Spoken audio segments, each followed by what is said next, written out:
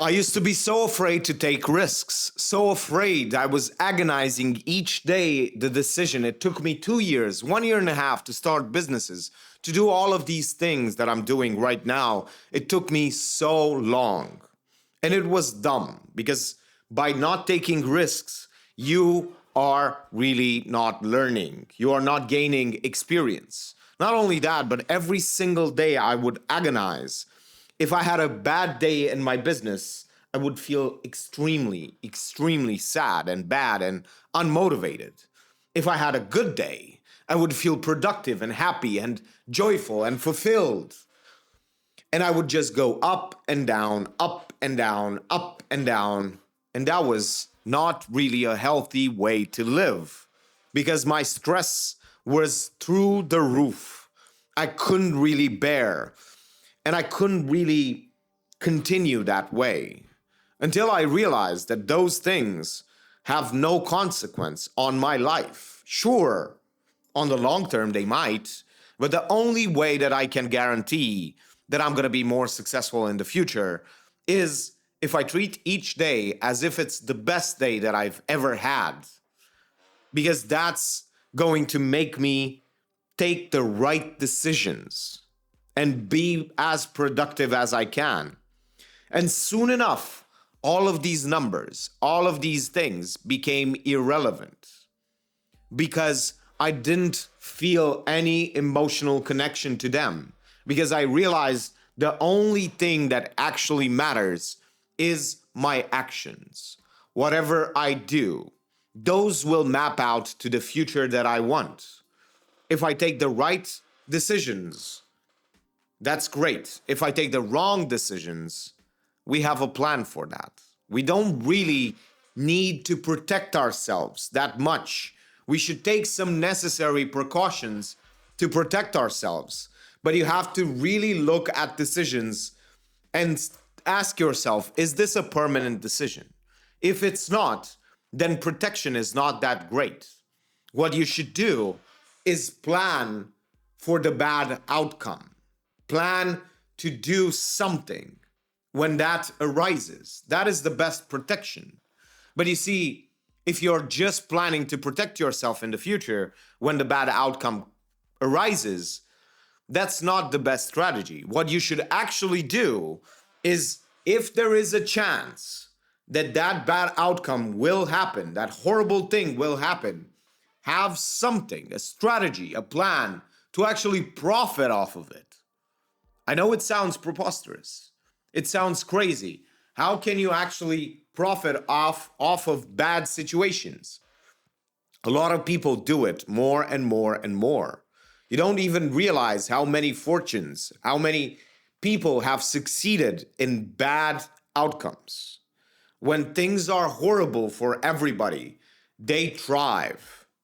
Not because they hate everybody and they want to see them suffer. No, just because they had a plan, they had a strategy for when things go badly, they know exactly what they should do.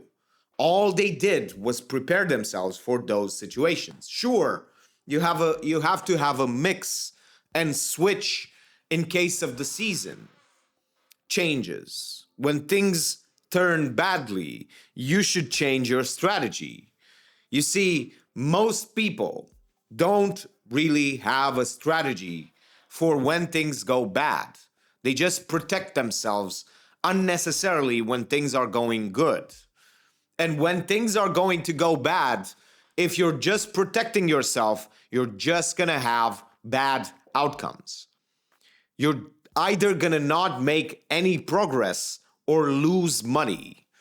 If you don't have a strategy to profit off of downturns, that is bad because you're gonna have bad emotions.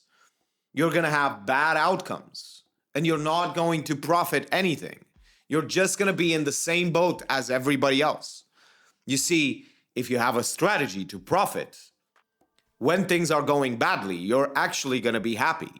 Not because everyone is suffering, but because you know you're gonna shorten the time until you're gonna make profits. You just need a few days or a few months, and you're gonna make a buckload of money. The point is that most people respond emotionally. And until you haven't done the first step, which is to treat as if it's the first and best day that you've ever had, and that is really the strategy.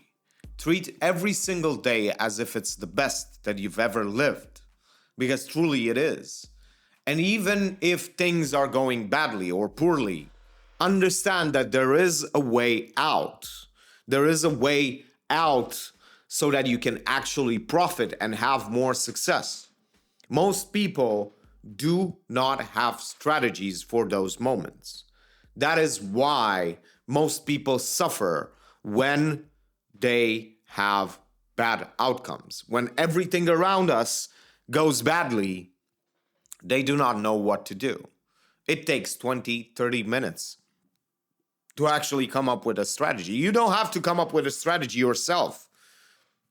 You can just borrow someone else's strategy, see what worked, understand and document yourself about the history of that situation, and see where the outcomes can be the same. And understand what decisions can you make if those things happen. All you have to do is really prepare yourself, but not in the way that you think, not by really protecting yourself. Because that protection, sure, is good, but up to a point. Because afterwards, it's actually hurting you because you're not making the right decisions in the right environment. You see, I heard this guy talk once, and he was like, I cannot believe how great it is on the stock market today. And everyone was like, what do you mean? It dropped 27% in just a week. What do you mean it's great? And he said, yeah, but I sold when it dropped 8% and I just bought back again. So I got 19% more. And he was like, they were like, no, you didn't do anything. You just bought when it was lower. And they didn't understand that in between that 8% and that 20%, there is 19%. He didn't lose. The point is, he only lost 8%. Now the market needs to just rebound 8% and he's in the profit. Not only that, but if it rebounds back to where he was again, then that's the point. You have to realize what season you are in. You have to realize what decisions you can take when things go badly. Do you actually sell fast and buy back later? Or do you actually buy when it's almost at the bottom? When it drops lower and lower and lower? Of course, life is not like the stock market. Things are definitely different. But you can take some decisions. You can take some strategies from trading and apply them to your life, and vice versa. You see, there are strategies that work when things are going great and everybody around you is extremely happy and joyful. And kumbaya, everything is amazing. But there are strategies that can really work when things are going horribly. And decide, look at your life and see what kind of person you are. Do you thrive when things are going bad, or do you thrive when things are going good? Understand what makes you that kind of a person. What strategies do you employ when things are going bad so that you feel great and you actually thrive on those situations? You see, most people cannot fathom a reality where people are profiting and feeling happy when things are going horribly wrong. But there are people out there who are actually really, really tremendously happy because things are going bad.